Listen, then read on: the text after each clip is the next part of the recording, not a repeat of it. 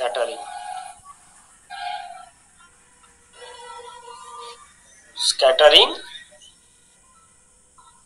of a non-relativistic particle. Okay, scattering of a non-relativistic particle.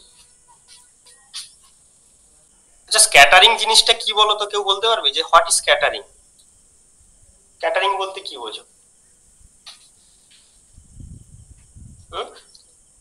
Scattering বলতে কি বোঝায় না, ধরো এখানে কোনো একটা অবস্ট্রাকল রাখা হলো, এবং একটা অবস্ট্রাকল রাখা হলো, ঠিক আছে? তো এই অবস্ট্রাকলে যদি কোনো বিম অফ পার্টিকেলস সাপোজ যাচ্ছে, এভাবে বিম অফ পার্টিকেলস এভাবে যাচ্ছে, যাওয়ার সময় তারা যদি ডিরেকশন চেঞ্জ করে, এভাবে যদি ডিরেকশন চেঞ্জ করে যায়, তাহলে এই ফেনোমেনাটাকে বলা হয় কি? স্ক্যাটারিং। ঠিক আছে, এই ফেনোমেনাটাকে বলে স্ক্যাটারিং। এবং এই যে অবস্ট্রাকল, এই অবস্ট্রাকলটাকে বলা হয় স্ক্যাটারিং সেন্টার।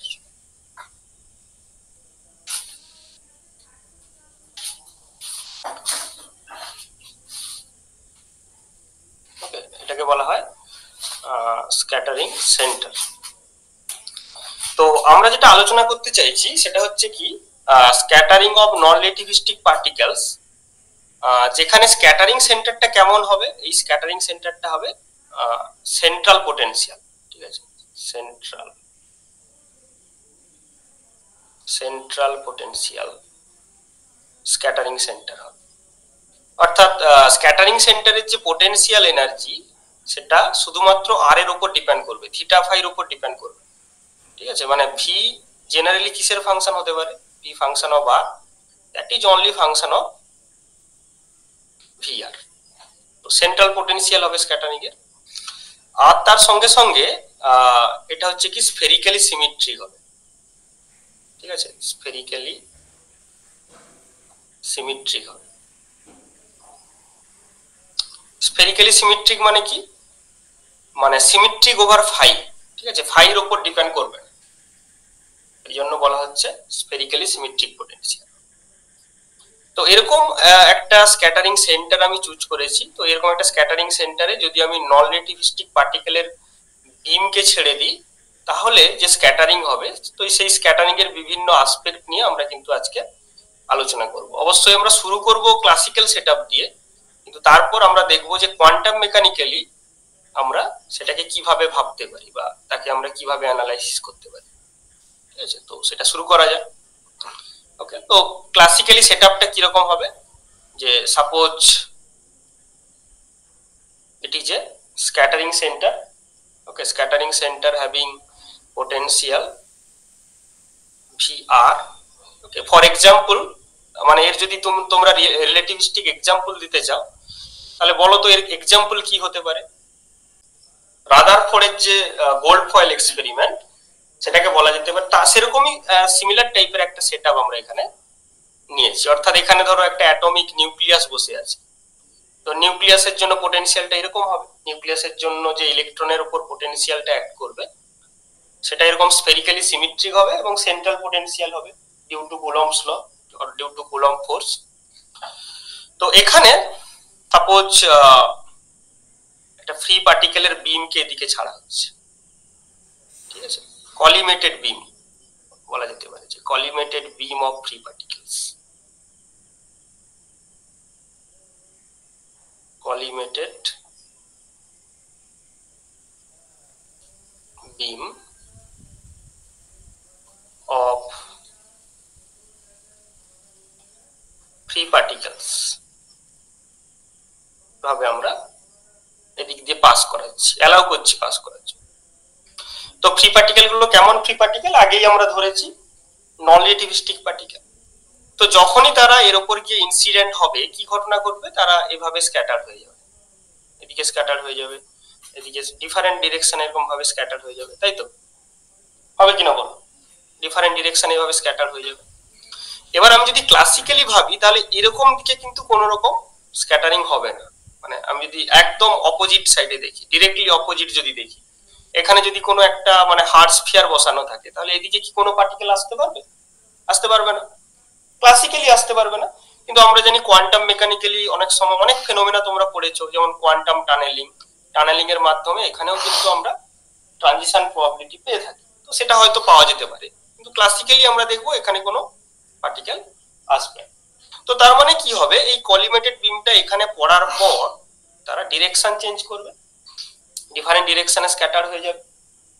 এবারে ব্যাপারটা হচ্ছে কি, এই যে স্ক্যাটারিংটা হচ্ছে এটা স্ফেরিক্যালি সিমেট্রিক হওয়ার কারণে আমি সাপোজ এইটার সঙ্গে আমি একটা অ্যাঙ্গেল ধরে নিলাম, থিটা অ্যাঙ্গেলে।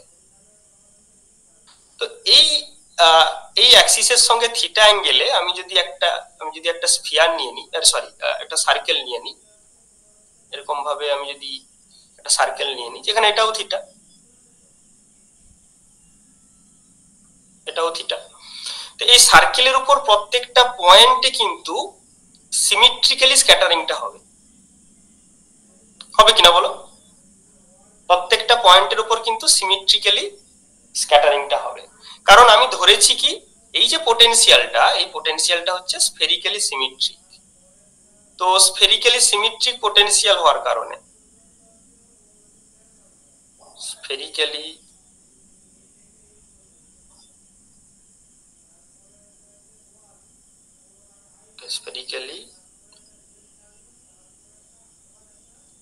সিমেট্রিক পোটেনশিয়াল হওয়ার কারণে দেখো একই থিটার জন্য ডিফারেন্ট ফাইতে, ঠিক আছে, এটার মানে কি ডিফারেন্ট পয়েন্টে ফাইর value different, azimuthal angle different ফাইতেও কিন্তু স্ক্যাটারিং অ্যামাউন্ট অফ স্ক্যাটারিং সেটা কিন্তু সেম হবে, ঠিক আছে। তো এইটাই হচ্ছে আমার ক্লাসিক্যাল সেটআপ, মানে আমি যে সেটআপ যে সিস্টেমটার কথা বলতে চাইছি, যে নন রিলেটিভিস্টিক পার্টিকেল যাবে স্ক্যাটার হবে, তার ক্লাসিক্যাল সেটআপটা হচ্ছে এরকম হবে, ঠিক আছে। Now we are going to represent it in quantum setup। এটাকে আমরা কোয়ান্টাম সেটআপ করতে চাইছি। তো as per quantum mechanics every system has a wave nature, প্রত্যেকটা সিস্টেমের ওয়েভ নেচার আছে। তো তার মানে এই যে কলিমেটেড বিম আসছে, এটা ফ্রি পার্টিকেলের যে কলিমেটেড বিম আসছে, আমরা ভাবতে পারি কি যে এদিক দিয়ে একটা প্লেন প্রোগ্রেসিভ ওয়েভ, ফ্রি পার্টিকেলের করেসপন্ডিং ওয়েভ ফাংশন কি হয়, প্লেন প্রোগ্রেসিভ ওয়েভ। তো সাপোজ একটা প্লেন প্রোগ্রেসিভ ওয়েভ এখানে এসে ইনসিডেন্ট হলো, আফটার ইনসিডেন্ট তারা কি করলো, এই স্ক্যাটারিং সেন্টার থেকে ডাইভার্জ করে গেল, ঠিক আছে। তো তার মানে এখানে যে ইনসিডেন্ট ওয়েভটা পাবো, এটা হচ্ছে ইনসিডেন্ট ওয়েভ, তার corresponding wave function suppose Sai I, আর এটা হচ্ছে স্ক্যাটার ওয়েভ, তার করেসপন্ডিং ওয়েভ ফাংশন হচ্ছে ফাই এস, ঠিক আছে। তো এখানে আমরা দেখতে পাচ্ছি যে ইনসিডেন্ট ওয়েভ যেটা হবে psi I it will be psi I will be plane progressive wave. তো প্লেন প্রোগ্রেসিভ ওয়েভের যে ওয়েভ ফাংশন সেটা কি হয়, e to the power I k dot r, right, e to the power I k dot r। এখানে আমরা এই যে অ্যামপ্লিটিউডটাকে আমরা নরমালাইজ করেছি, অ্যামপ্লিটিউডটাকে 1 ধরে নিয়েছি, this is in the order of e to the power I k dot r। এবারে second হচ্ছে আমি যদি দেখি স্ক্যাটার ওয়েভ সাই এস। আচ্ছা তাহলে সাই এসটা কি হবে, এটা কি প্লেন প্রোগ্রেসিভ ওয়েভ হবে? নিশ্চয়ই হবে না, তাই না? কারণ আমরা দেখতে পাচ্ছি এখানে একটা স্ফেরিক্যালি সিমেট্রিক সেন্ট্রাল পোটেনশিয়াল থাকার কারণে আফটার ইনসিডেন্ট হওয়ার পরে কি হবে, এই পোটেনশিয়ালের জন্য এই রে গুলো ডাইভার্জ করে যাবে এবং তারা এই সেন্টার থেকে ডাইভার্জ করছে। So Sai S that will be spherical wave, তাই না? এসো সাই এসটা কি রকম হবে, spherical wave, right, spherical wave। এবং কেমন spherical ওয়েভ হবে, আউটগোয়িং spherical wave, ঠিক আছে। মানে আমরা যদি ওই হাইগেনস ওয়েভ ফ্রন্ট প্রিন্সিপালের মতো ভাবি, একটা স্ফেরিক্যাল ওয়েভ কি করবে, এইভাবে বাইরের দিকে ডাইভার্জ করবে, একটা পয়েন্ট থেকে ডাইভার্জ করে, তাই তো, একটা পয়েন্ট থেকে এভাবে ডাইভার্জ করে, কিংবা কনভার্জও করতে পারে, এমনটা নয় যে শুধু ডাইভার্জ করবে, কনভার্জও কিন্তু করতে পারে, ঠিক আছে, এভাবে কনভার্জও করতে পারতো কোনো পয়েন্ট। অর্থাৎ একটা স্ফিয়ারের সারফেস থেকে তার সেন্টারের দিকে কনভার্জ করতে পারে। তো দুটোই কিন্তু স্ফেরিক্যাল ওয়েভ।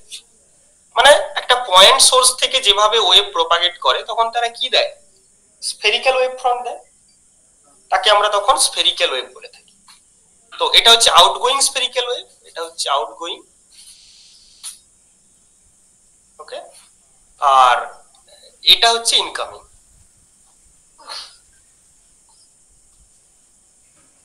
তাই তো? তো এখানে আমরা এক্সপেক্ট করছি কি আমাদের সেটআপ অনুযায়ী এটা কি হবে, এটা একটা আউটগোয়িং স্ফেরিক্যাল ওয়েভ হবে, তাই তো? আচ্ছা কেউ একজন আমাকে বলো তো যে স্ফেরিক্যাল ওয়েভের অ্যামপ্লিটিউড কেমন হয়? প্লেন প্রোগ্রেসিভ ওয়েভের অ্যামপ্লিটিউড কনস্ট্যান্ট হয়, স্ফেরিক্যাল ওয়েভের কনস্ট্যান্ট হয় না। কেন হয় না? তার কারণ আমরা যদি দেখি যে এই যে একটা ওয়েভ এদিকে সাপোজ প্রসিড করছে, তো প্রসিড করছে, তাহলে আমরা কি বলতে পারি যে এর অ্যামপ্লিটিউড স্কয়ার মানে কি, that is intensity, I proportional to a square হয়, amplitude square into area, that is energy flux. ঠিক আছে, ইন্টেন্সিটি ইনটু আমি যদি এরিয়া করে দিই সেটা বলা যেতে পারে নাম্বার অফ মানে amount of energy flux per unit time into কত, 4 pi R square, this is constant, তাই না? কারণ একটা স্ফিয়ারের এরিয়া কত হয়, একটা স্ফেরিক্যাল সারফেসের এরিয়া 4 পাই আর স্কয়ার। তাহলে এই সারফেসের উপর আমি যদি ফ্লাক্স নিয়ে নিই, ইন্টেন্সিটির ফ্লাক্স নিয়ে নিই, so that will be scaled as mod of A square 4 pi R square. তাহলে এখান থেকে আমরা কি বলতে পারি যে mod of A that is proportional to 1 by r, তাই না? তাহলে স্ফেরিক্যাল ওয়েভের যে amplitude that will decay with 1 by r, so A decay with 1 by r, মানে A as a function of r, a constant নয়, A as a function of r proportional to 1 by r. কিন্তু আমি যদি spherical ওয়েভের ক্ষেত্রে দেখি, spherical ওয়েভের ক্ষেত্রে যখন একটা আমি যদি প্লেন প্রোগ্রেসিভ ওয়েভের ক্ষেত্রে দেখি, তাহলে সেক্ষেত্রে একটা প্লেন প্রোগ্রেসিভ ওয়েভ যখন প্রপাগেট করছে তারা কিন্তু সেম টু সেম এরিয়াকে ক্রস করে করে যাচ্ছে। তাই জন্য এরিয়া কনস্ট্যান্ট থাকার জন্য, মানে এই পার্টটা যেহেতু কনস্ট্যান্ট, তাহলে অ্যামপ্লিটিউড পার্টও কনস্ট্যান্ট থাকে। অর্থাৎ এক্ষেত্রে ইনসিডেন্ট ওয়েভের ক্ষেত্রে প্লেন প্রোগ্রেসিভ ওয়েভ, সেক্ষেত্রে অ্যামপ্লিটিউড হচ্ছে কনস্ট্যান্ট। তো আমি এটাকে আরেকবার লিখছি এখানে, তাহলে এই যে সাই আই এটা হচ্ছে প্লেন ওয়েভ। প্লেন ওয়েভ মানে অ্যামপ্লিটিউড কনস্ট্যান্ট, তাই সাই I equals to e to the power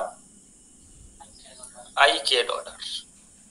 Okay, then psi s is outgoing spherical wave, no doubt about that. তাহলে psi s কি হওয়া উচিত, psi s scaled with 1 by r e to the power I k dot r হওয়া উচিত, তাই না? অ্যামপ্লিটিউডটা 1 by r আকারে decay করছে। কিন্তু এখানে আমরা একটা সেটআপ কেমন নিয়েছি, মানে অ্যাকচুয়ালি কি হচ্ছে একটু বলতে হবে।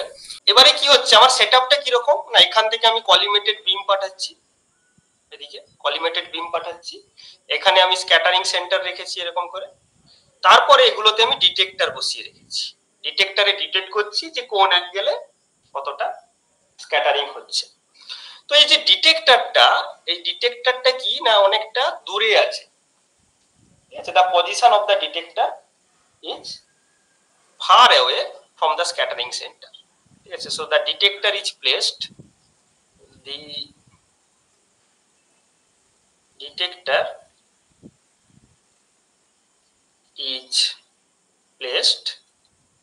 far away from the scattering centers.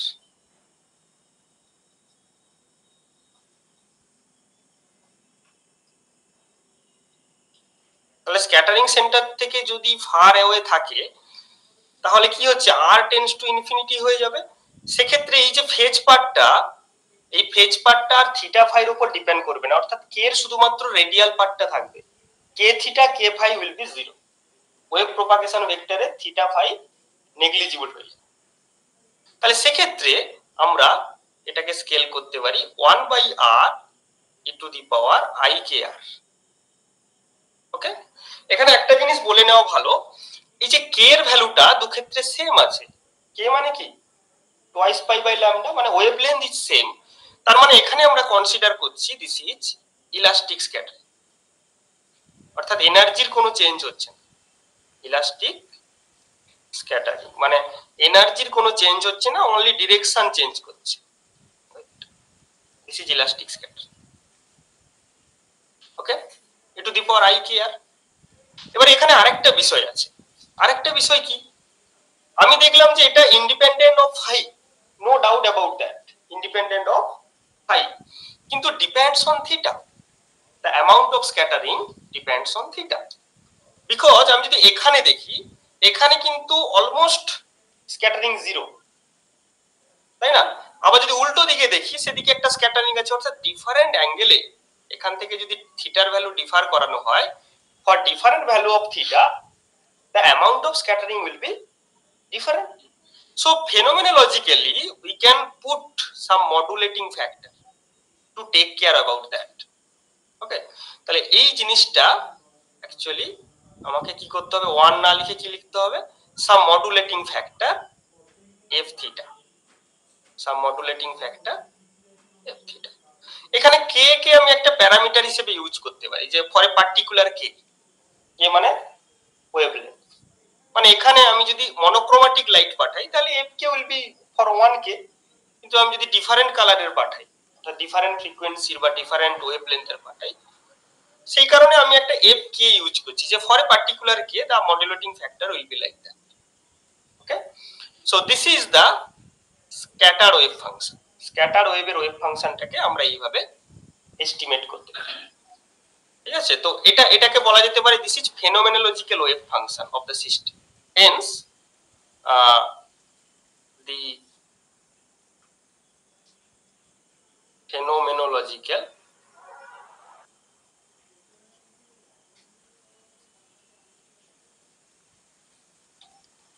wave function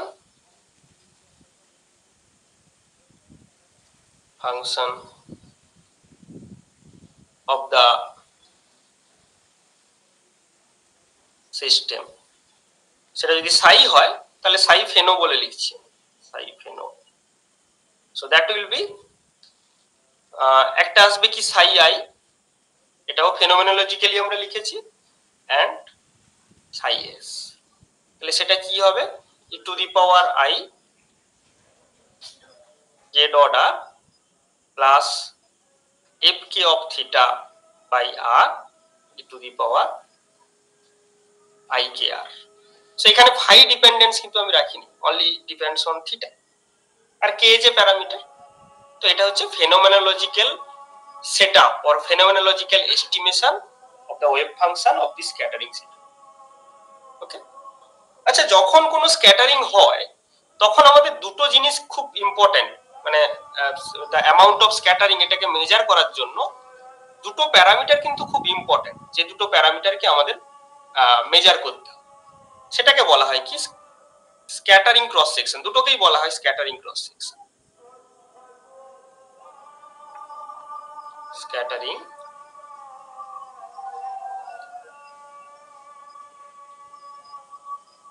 cross section, ঠিক আছে। তো একটা হচ্ছে কি differential scattering cross section,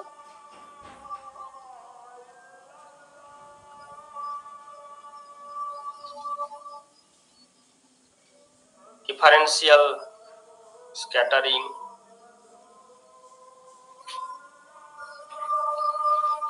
cross section, যেটাকে লেখা হয় ডি দ্বারা ডিনোট করা হয়, D. Okay, D of theta, এটাকে বলা যেতে পারে যে D sigma by D omega. আমি ব্যাপারটা বলছি অ্যাকচুয়ালি কি D sigma by D omega, এটা বলছি।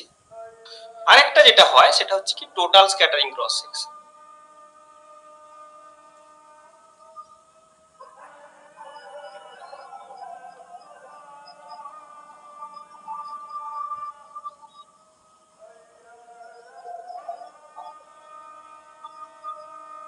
সেটা হচ্ছে সিগমা। তো sigma should be integration of D theta D omega, তাই তো? কারণ D sigma by D omega যদি ডি থিটা হয় তাহলে সিগমা কি হয়ে যাবে, ইন্টিগ্রেশন ওভার দ্যাট। তো এই ডিফারেন্সিয়াল স্ক্যাটারিং ক্রস সেকশনটা কি না, সাপোজ আমার এটা হচ্ছে স্ক্যাটারিং সেন্টার আছে, এইভাবে আমার ওয়েভ গিয়ে ইনসিডেন্ট হলো, তারপরে কি হচ্ছে, এ তো চতুর্দিকে স্ক্যাটার করে দিচ্ছে, চতুর্দিকে এরকম ভাবে স্ক্যাটার করে দিচ্ছে। আমি একদিকে এঁকেছি, নিচের দিকেও তাই হবে যেহেতু স্ফেরিক্যালি সিমেট্রিক, এরকম ভাবে চতুর্দিকে এরকম স্ক্যাটার করে দিচ্ছে।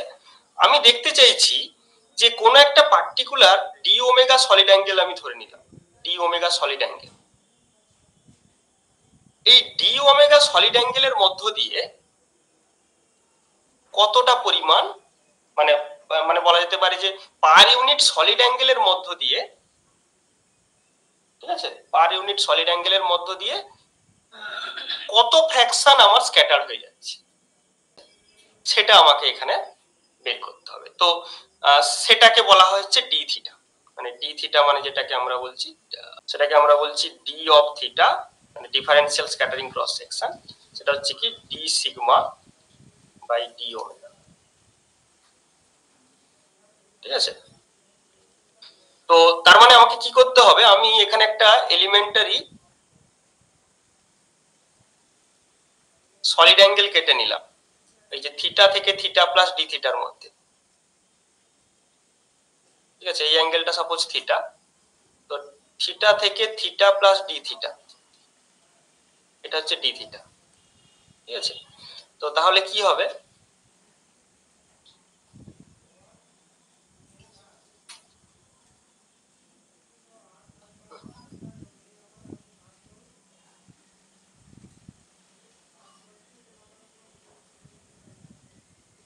এই যে এরিয়াটা তৈরি হয়েছে, এই যে এরিয়াটা তৈরি হয়েছে, ওকে?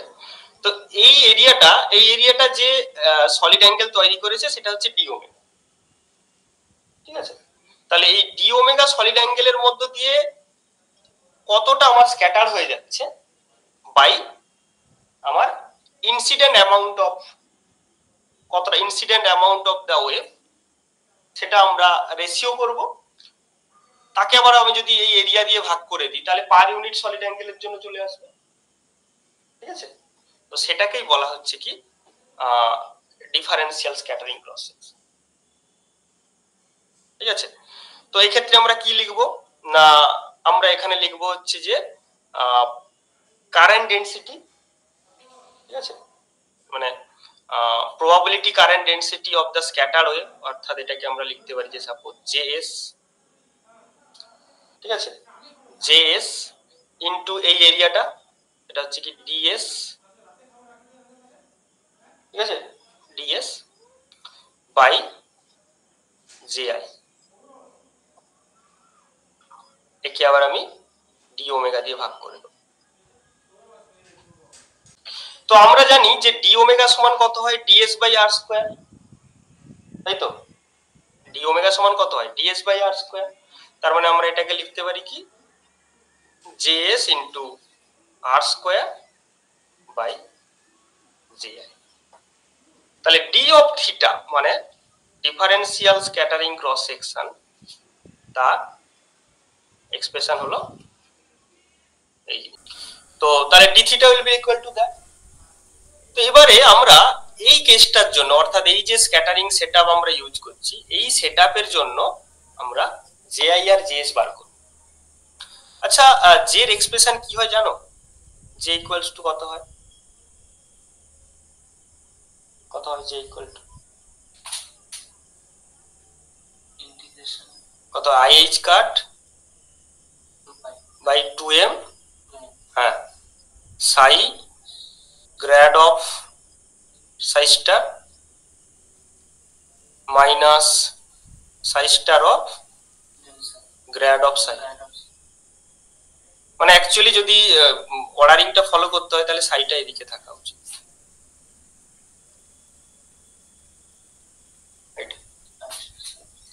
তো এখানে আমি যদি এবার এর কথা ভাবি যে সাপোজ জে আই বার করবো, তাহলে জে আই কত হবে? এখানে আমি ম্যাগনিটিউডটা শুধু নেব, ঠিক আছে? কত হবে তাহলে j i? I h cut কত? I h cut by twice m কত হবে? হ্যাঁ, কত হবে? Grad of psi i star, তাই তো, into psi i minus psi i star of grad of psi i, যেখানে সাই আইটা কত? E to the power i k order. তো আমি যদি স্কেলার পার্টটা নিই তাহলে এখানে ভেক্টরটাকে আমরা নেগলেক্ট করব, তাহলে জে আই কত হবে?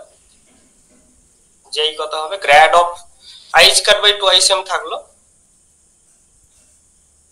আচ্ছা, তাহলে সাই আই স্টার কত হচ্ছে? সাই আই স্টার হচ্ছে e to the power minus i k order, এটা হচ্ছে। তাহলে এর যদি গ্র্যাড নেওয়া হয় তাহলে কি আসবে? মাইনাস আই কে, তাই তো? এখানে কি আসছে? Minus i k. আর কিছু আছে? আবার সেইটা ঘুরে আসবে, আর তার সঙ্গে আছে কি? সাই আই। তো সাই আই আর সাই আই মিলে 1 হয়ে যাচ্ছে। আচ্ছা, মাইনাস এখানে আই কে, মানে মাইনাস আবার সামনে আছে, মানে minus i K. Sai star সাই করলে তো 1 হয়ে যাচ্ছে। তো 2 2 আছে, আই আর মাইনাস আই মিলে 1 হয়ে যাবে, তার মানে H cut K by M. বুঝা গেল? H cut K by M, এটা হচ্ছে জে আই। আচ্ছা, এবার হচ্ছে কি জেএস। তাহলে জেএস বার করতে গেলে আমাকে কি কি বের করতে হবে? আগে সাই এসটা কি আছে? F of theta by r e to the power i k r. তাহলে সাই এস স্টার কত হবে? F star a of theta by r e to the power minus i k r. তাহলে জেএস কত হবে? তাহলে I h cut by 2m, এর এর হচ্ছে আর এর রেসপেক্টে ডেরিভেটিভ হবে। তাহলে প্রথমটা কি আসবে? এটা তো আর এর ফাংশন নয়, তাহলে কত হচ্ছে?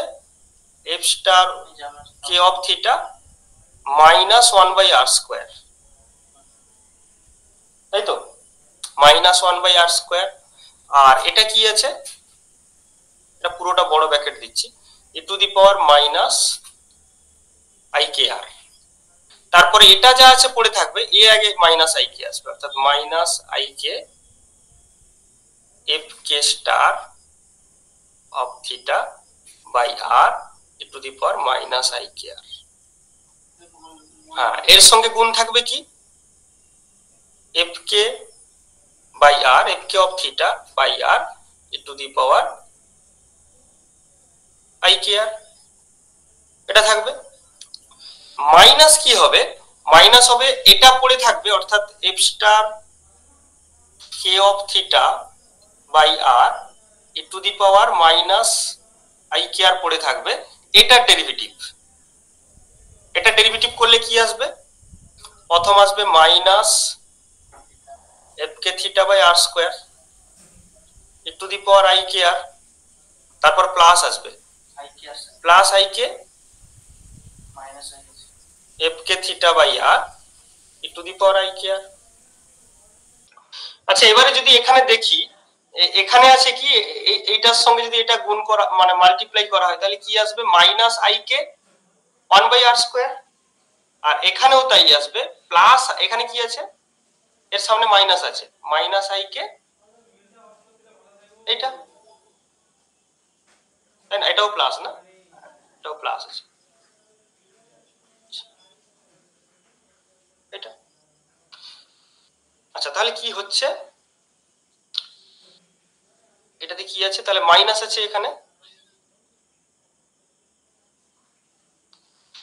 তাহলে আই এইচ কাট তো কমন আছে, বাদ দাও। এখানে আছে মাইনাস আই কে আর এখানে আছে মাইনাস আই কে, এই দুটো থেকে যাবে।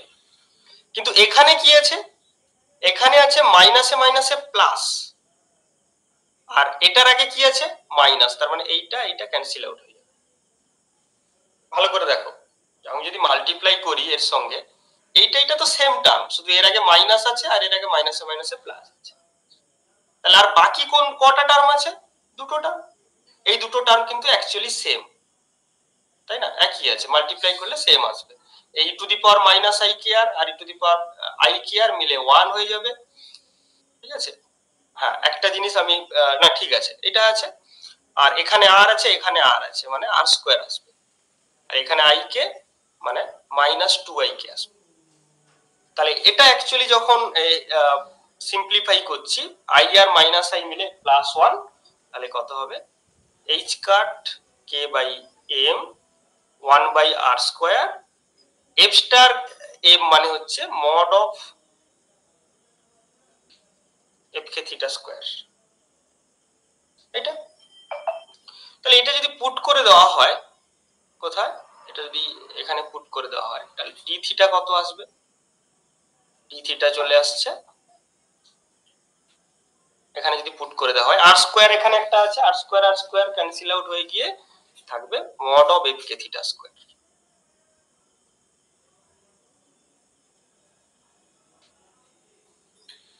এটাই actually d sigma by D omega. তাহলে সিগমা কত হবে? Sigma will be theta square d omega, তাই তো? তাহলে এই স্ক্যাটারিং সেটআপের ক্ষেত্রে ডিফারেন্সিয়াল স্ক্যাটারিং ক্রস সেকশন এবং টোটাল স্ক্যাটারিং ক্রস সেকশন, এটা কিসের উপর ডিপেন্ড করবে? এটা ডিপেন্ড করবে ওই মডুলেটিং ফ্যাক্টরের উপরে, অর্থাৎ এফ কে থিটার উপর। এফ কে থিটাটা যেমন হবে সেরকমই কিন্তু এই সলিউশনটা ডিনোট করবে, ডিপেন্ড করবে আর কি, যে কিরকম এটা হবে। আচ্ছা, আরেকটা বিষয় আমি জানতে চাইবো, যে এটাকে স্ক্যাটারিং ক্রস সেকশন কেন বলা হচ্ছে? Look at the dimension. এই ডাইমেনশন কি? ওপরেও কারেন্ট ডেন্সিটি, নিচেও কারেন্ট ডেন্সিটি, সো এই দুটো ক্যান্সেল আউট হয়ে গেলে D theta has the dimension of area.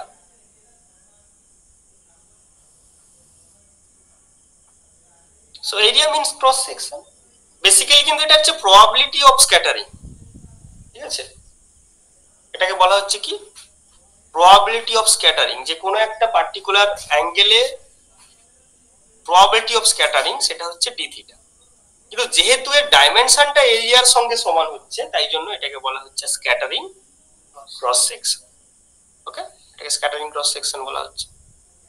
ওকে, তাহলে এখন আমার কাজ কি? এখন আমার কাজ হচ্ছে যে এক্সপ্লিসিটলি এই এফ কে থিটার ভ্যালুটাকে বের করা, ঠিক আছে? যদি আমরা এক্সপ্লিসিটলি এফ কে থিটার ভ্যালুটাকে আমরা বের করতে পারি, তাহলে সেখান থেকে আমরা ডিফারেন্সিয়াল স্ক্যাটারিং ক্রস সেকশন এবং টোটাল স্ক্যাটারিং ক্রস সেকশনটাকে বের করতে পারি। তাহলে সেটা কিভাবে পেতে পারি? না, আমরা এখানে তো ফেনোমেনোলজিক্যাল ওয়েভ ফাংশনটা লিখেছি, যে সাই ফেনো, এটা লিখেছি, সেটা কি? e two the power i k dot r plus f k theta by r e to the power i k r। তো এটা হচ্ছে just estimation of the wave function.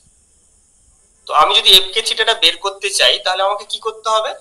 না, সরাসরি এই পোটেনশিয়ালের জন্য শ্রোডিঞ্জার ইকুয়েশন লিখতে হবে, আর সেই শ্রোডিঞ্জার ইকুয়েশনকে যদি সলভ করি, তাহলে তার সঙ্গে কম্পেয়ার করলে আমরা f k থিটা পেয়ে যাব, the phenomenological solution and the directly solved solution from the Schrodinger equation। এই দুটোকে যদি আমরা কম্পেয়ার করে আমরা f k থিটা পেয়ে যাব। সেই f k থিটা যখন আমি ওইখানে বসিয়ে দেব, তখন আমরা কিন্তু এই টোটাল স্ক্যাটারিং ক্রস সেকশন বা ডিফারেন্সিয়াল স্ক্যাটারিং ক্রস সেকশন এগুলো বের করতে পারি। তাহলে নেক্সট আমাদের যেটা কাজ হবে সেটা হচ্ছে কি? Construct the Schrodinger equation. Construct the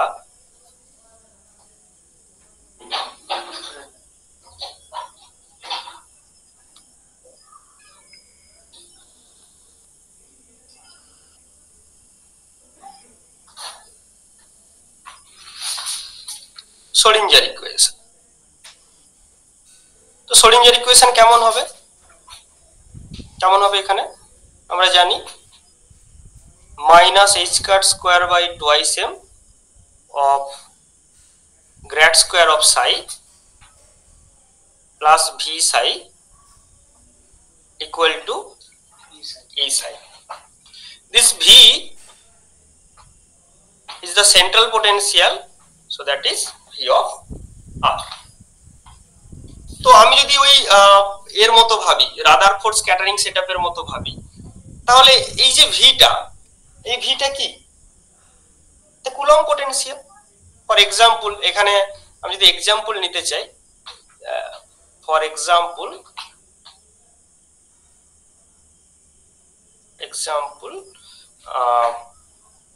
VR is Coulomb potential.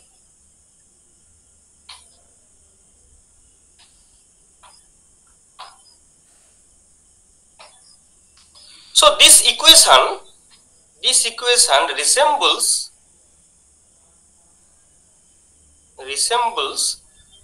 with the Schrodinger equation of a hydrogen atom.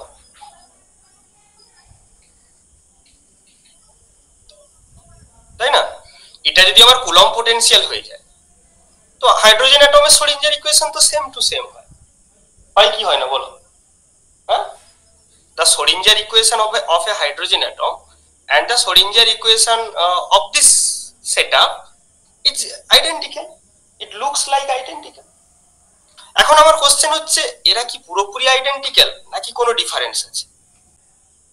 The difference is in the energy eigen value, তাই না? ফর অ্যাটম, আমি যদি অ্যাটমের ক্ষেত্রে দেখি, দিস ই ইজ নেগেটিভ, তাই না? অ্যাটমের ক্ষেত্রে energy eigen value গুলো কিরকম হয়? নেগেটিভ হয়। অর্থাৎ ই নেগেটিভ মানে হচ্ছে bound state.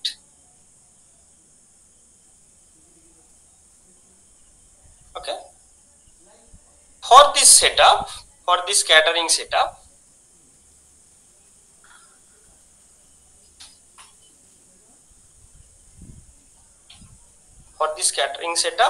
the energy eigenvalue E is greater than 0, is positive. E positive মানে এটা বাউন্ড স্টেট নয়, এটা হচ্ছে স্ক্যাটারিং স্টেট।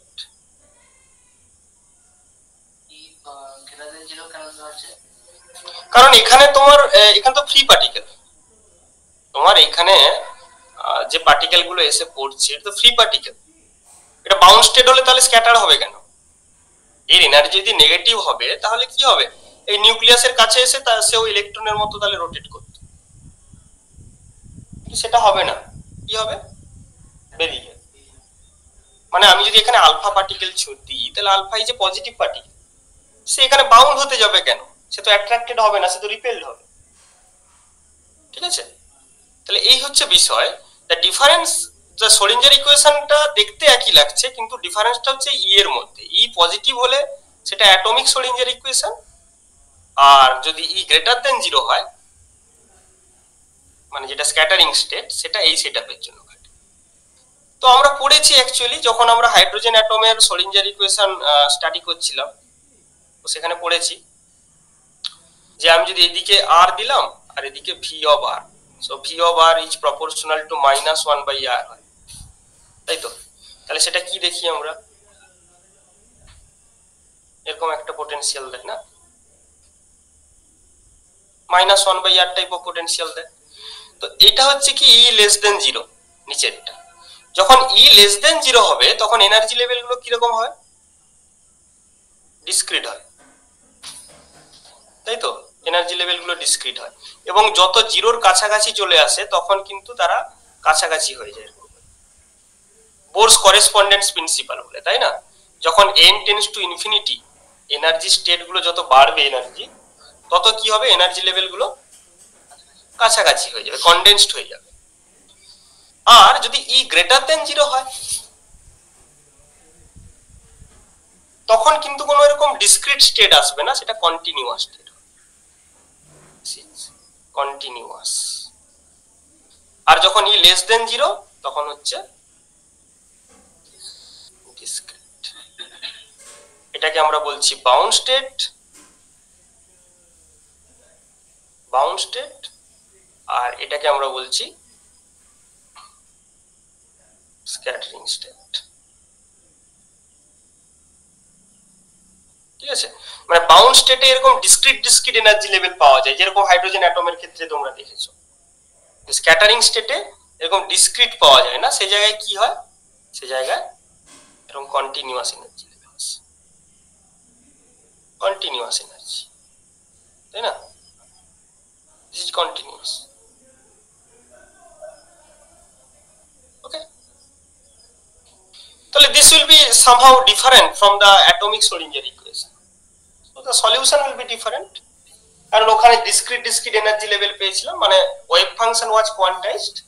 এখানে কিন্তু ওয়েভ ফাংশন কোয়ান্টাইজড হবে না, কারণ এনার্জি আইগেন ভ্যালু কিন্তু এখানে পজিটিভ। ওকে, তো শ্রোডিঞ্জার ইকুয়েশনটাকে আমরা আরেকবার এখানে লিখছি, minus h cut square by twice m grad square of psi plus v of r of psi equal to e of psi। এটাকে কি লিখতে পারি, grad square psi plus twice m v, তো twice m v by h cut square, v function of r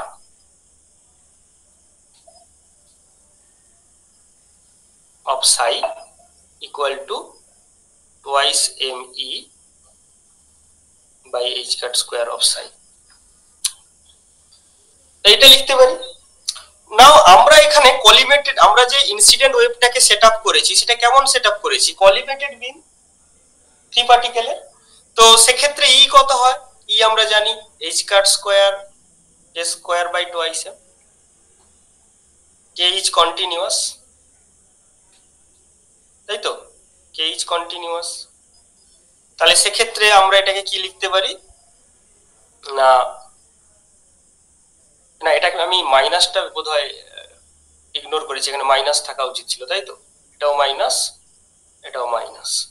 ওকে, তাহলে এই ভ্যালুটা যদি এর এই ভ্যালুটা যদি এখানে বসিয়ে দিই, তাহলে যেটা পাবো যে গ্রেড স্কয়ার, আর এটাকে এদিকে নিয়ে এলাম, grade square plus K square of psi, okay, equals to এই পুরো জিনিসটা তো আর এর একটা function, twice M V R by H cut square, এটাকে আমি ধরে নিলাম U R, that is U R of Sai.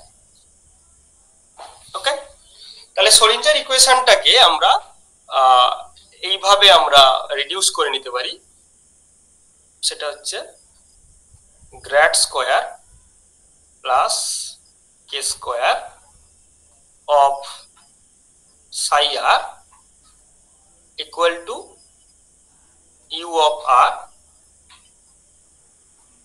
psi r। ঠিক আছে, এই ধরনের যদি কোনো ইকুয়েশন থাকে যে grad square plus K square of F R equals to 0, এটাকে বলে হেলমজ ইকুয়েশন। ঠিক আছে, হেলমজ ইকুয়েশন।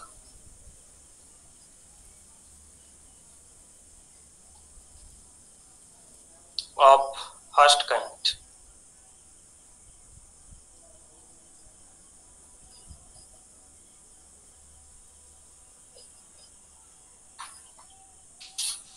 ঠিক আছে,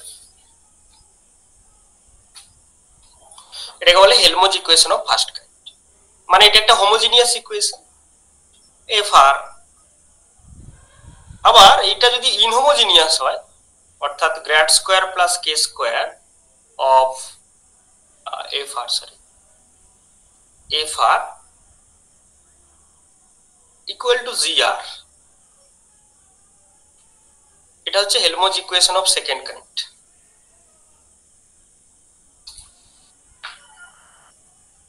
Helmholtz equation of second kind, ঠিক আছে। তবে এইটাকে এটা হতে হবে this is a known function of r, known function of r, এই জি আরটা হয়ে যাবে this known function of r. এর অ্যাপ্লিকেশন তোমরা পড়েছো, কোথায় পড়েছো? ওই গ্র্যাজুয়েশনের সেকেন্ড সেমে পড়েছো possibly.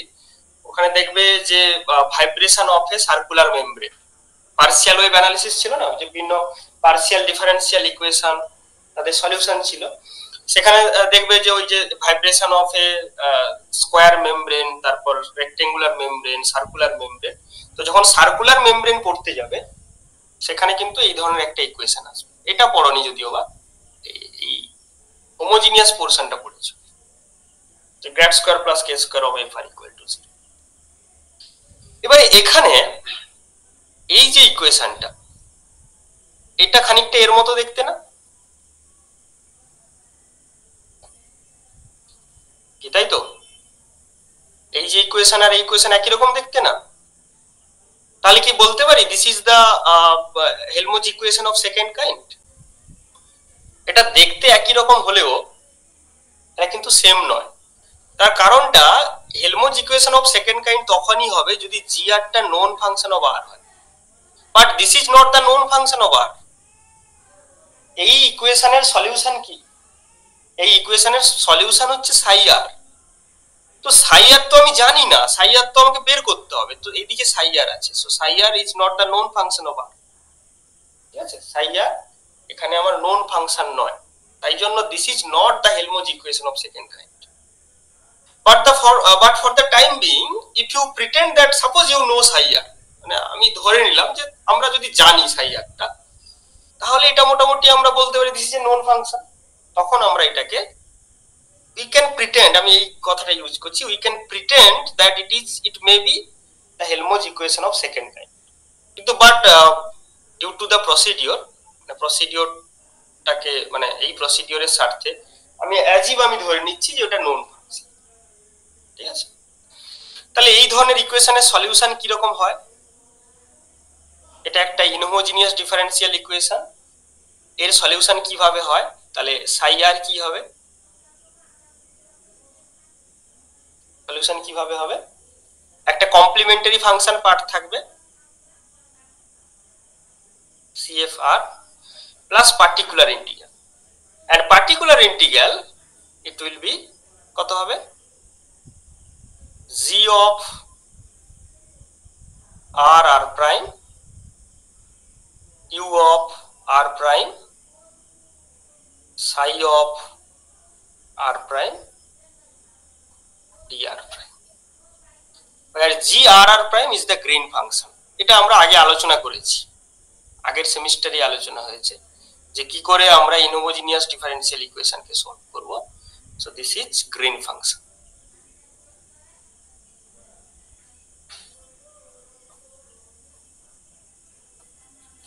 And how could you find green function?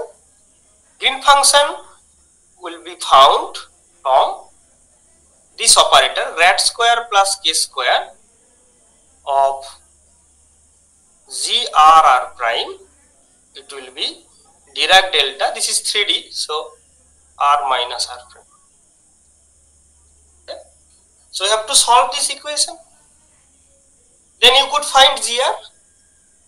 And after that you can put it here. Then this will be the complete solution from the Schrodinger equation. And after that you can compare it with the phenomenological estimation of the solution, and you will find the explicit formula or explicit form of the modulating factor fk theta. And after getting fk theta, you will find the scattering cross section. Okay. And what is this complementary function part? What is complementary function? In the absence of this one, যদি এই জিনিসটা না থাকতো, তার সলিউশনটা, অর্থাৎ this is the solution of the equation grad square plus k square of psi r equals to 0, অর্থাৎ homogeneous পার্টের সলিউশন। মানে যদি ইউ আর না থাকতো, যদি স্ক্যাটারিং সেন্টারটাই না থাকতো, so in the absence of scattering center, what is the solution? This is incident wave. আমি যদি স্ক্যাটারিং সেন্টারটা না রাখতাম তাহলে সলিউশন কি হতো? প্লেন প্রোগ্রেসিভ ওয়েভ যেটা ছিল সে সোজা বেরিয়ে যেত। তো তখন whenever u r equals to 0, psi will be psi I, মানে e to the power I k dot r. Clear? So again the solution will be reduced to psi r equals to e to the power I k dot r plus integration of g r r prime u of r prime psi of r prime dr prime. Okay, now your job in hand to find the Green function. Okay, another interesting fact, the interesting fact is that this is not a solution. Is that a solution? Okay, because we have pretended, আমরা ভান করেছিলাম যে এটা constant. কোনটা? এই u r টা known function, constant নয়, known function. তো সেটা ভেবে এটাকে আমি সলভ করেছিলাম, but it's not a solution because সলিউশনের মধ্যে আবার সাই আর প্রাইম আছে। So it's a integral equation, integral equation. It's not a solution. This is integral equation. And you know, in any integral transformation there would be some kernel. তো এখানে g r r prime is a kernel. এটা হচ্ছে kernel, মানে transferring from the source to the effect. ঠিক আছে, source হচ্ছে scattering cross section আর effect হচ্ছে scattering. তো this is the gateway, g r r prime is the gateway of finding scattering from the scattering center. ঠিক আছে, তো এইটাকে আমাকে সলভ করতে গেলে আমাকে জি আর আর প্রাইম বের করতে হবে, আর জি আর আর প্রাইম পেয়ে গেলে বসিয়ে দিলে পেয়ে যাবো। তো আজকে এই অবধি থাক, পরের দিন আমরা গ্রিন ফাংশন বের করবো, green function for the Helmholtz equation.